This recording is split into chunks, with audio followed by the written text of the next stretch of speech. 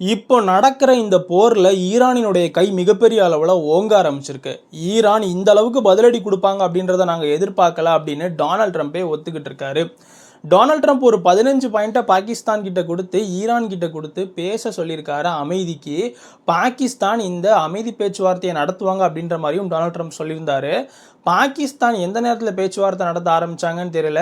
Iran வந்துட்டு பாகிஸ்தானினுடைய ஒரு கப்பலுக்கு ஹார்மோஸ் தீவை தாண்டுறதுக்கு, அதாவது ஹார்மோஸ் ஸ்ட்ரெயிட்டை தாண்டுறதுக்கு அனுமதியை மறுத்திருக்காங்க.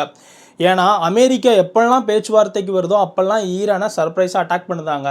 இப்போ பாகிஸ்தான் மூலியமாக நடக்கிற இந்த பேச்சுவார்த்தை ஒரு பக்கம் நடக்கும்போது ஈரானினுடைய முக்கியமான கார்கு தீவை அமெரிக்கா கைப்பற்றிடும் அப்படின்ற மாதிரியான ஒரு அச்சத்தை ஈரான் எழுப்பியிருக்காங்க. இப்படி மட்டும் நடந்ததுன்னா இந்த போர் மிகப்பெரிய அளவில் எஸ்கலேட் ஆகும் அப்படின்னும் ஈரான் சொல்லியிருக்காங்க.